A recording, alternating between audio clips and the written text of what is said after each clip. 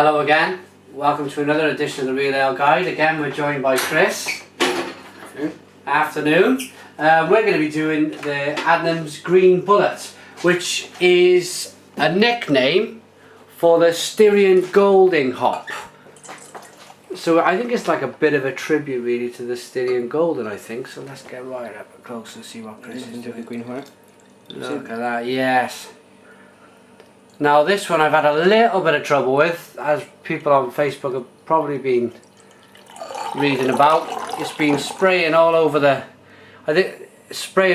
place, this beer. It's been hard to control. It's been really coming out. You can see the beer around the edge, look.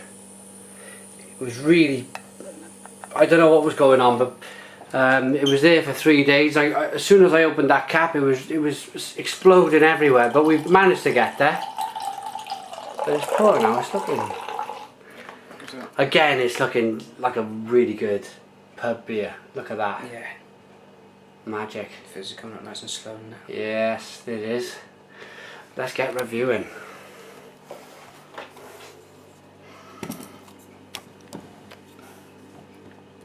So Chris, first thing I'm going to ask, because you've done a few reviews now. Yeah. Have you got the what do they call it? I'll come back to it in a minute. Yeah. I've totally lost my track of thought here, but let's get the nose on this beer. Oh wow, that is. It's more traditional than the other one. Yeah.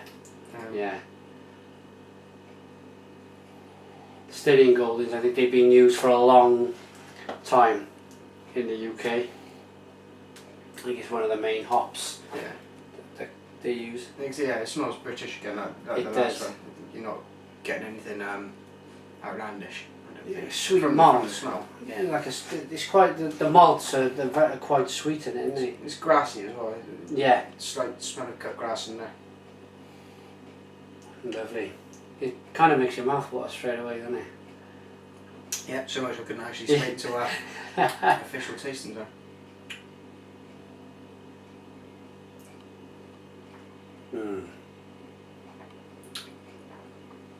That's what I was going to say. Have you got the YouTube bug yet? You've done a few reviews now. Are we going to see you your channel, with your own channel one day? I think I'll remain a guest for the time being. Yeah? Yeah. Should have an enormous fan club develop, and clearly I'll go on to become a multimedia star. It would be good to see you your own channel. I'm still waiting for the forthcoming app and website from yourself as yeah. well. That would be good. That would be good to get an app. What we got, a Real Ale Guide app. That'd be nice. It'd be useful if people could tell us what they'd be interested in having in an app. That'd be helpful, wouldn't it? Yeah, that's good. Give us your thoughts on what you'd like to see on a Real Ale Guide app. You give us your thoughts. That'd be quite tidy, wouldn't it, helping us out? I think Chris you work in a university where they've offered to build the app, and as part of a project, as part of their school project for the year. Yeah. Which is. So it's helping them. And it's helping us. Great. Cheers. Cheers.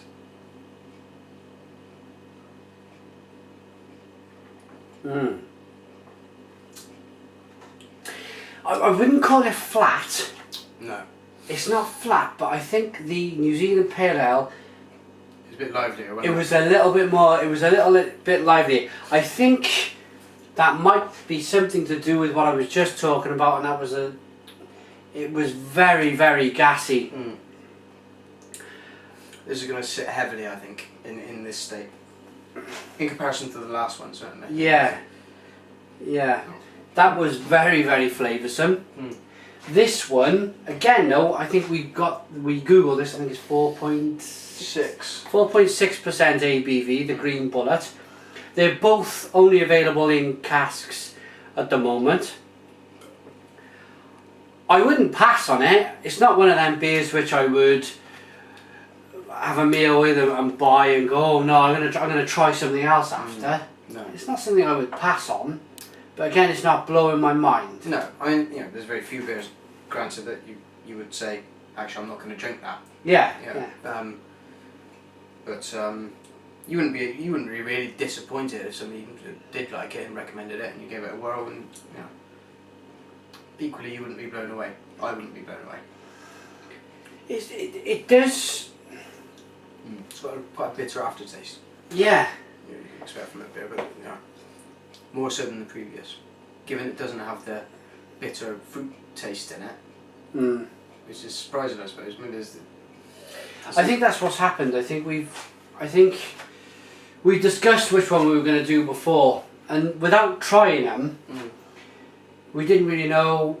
We googled the both of them, and we thought we would go with the fruity beer first, because the Green Bullet was going to be, pardon me, really hoppy.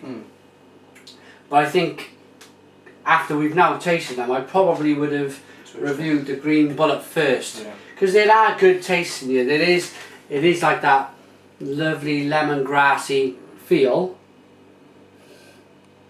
but it's gone up against the beer which really has blown my mind. The New Zealand Pale Ale is a cracking beer, and having just switched the camera off and gone back live more or less straight after with this Green Bullet, it's just ruined our palate a little bit. Yeah, because once you've been hit with that gooseberry flavour, it's just going to strip off that bit of your tongue that's going to register the more subtle stuff in this. Even though I said it was lemon, there was lemon flavour in there. You'd expect lemon to beat gooseberry, but it hasn't. No, not at all. This is most definitely a very sessionable beer. I really wouldn't turn my nose up at it. No. It's very nice. It is like that lemongrassy, or that grassy feel about it. How would it sit if it was chilled? Yes, we talked about this with the last one. Chris would say you give it 8.5% the New Zealand Pale Ale, but if it was cooled down, he would probably scratch a 9 out of 10 with it. If this was cooled down, I think it would be an extremely refreshing beer. But with the size of the cask, my fridge is full. There's just wasn't that room, unfortunately. But so we're having it at room temperature. There's a place I can see myself drinking this. The beer garden and the captain's wife is pub down on the coast. Yeah. I can see myself on a nice day. Yeah. Sat out in that beer garden and looking out over the sea. Yeah. Looking at England and thinking, this is a nice beer. This reminds me of being British. Yeah, absolutely. It's a classic British beer, and it's unoffensive. It's unoffendable. Some beers, we're going to do another one. We talked about it before we went live. We're going to do another one which has got licorice in it. I won't name it for now, but we've decided to do it because I'm not really a big fan of licorice, which I find not offensive, but how am I putting this now? Chris likes. You don't think it fits in the canon of. Yeah. Yeah. This is the end of beers you like. Yeah, this is more of a traditional British beer. You don't expect licorice in it. No. At all. Next up, we're going to do a beer which has got licorice in it, and we're both going to see. I'm not a real big fan of licorice, but Chris is, so we're going to see exactly how. Sometimes you just get a beer and you think they might as well have stuck a sausage in there, Yeah. Because this flavour just doesn't belong. Yeah. But this does belong. It's not weird. It's pleasant. Yeah. But that's as far as I'll go with it in Very terms of quaffable beer. Yeah. Yeah. Yeah. No strong objections, but no wild endorsements. I think that's where I am with it. Okay, so on that note, after your final taste, I'd like to ask you what you give it out of 10. For me, there's nothing wildly special. It's pleasant, it's good, and I've certainly tried worse. But I'll go 7.5. That's pretty good. Yeah. That just shows that it's a really good beer in what Chris is saying, but it's just not exploding into a 9. Yeah. That's probably the So for me, I think I'm going to join Chris on a 7.5 for this. Very nice, very sessionable, 4.6%. It is in that sessionable bracket. Yeah. To anything under 5, and you're okay. Yeah, just, and then yeah, I can see myself having a meal and a few of these beers to enjoy. So thanks to Adnams for sending the 2 barrels. I hope you liked our review of it. Be sure to tune in for the next episode, which is going to be, it's a beer from Badger. And cheers.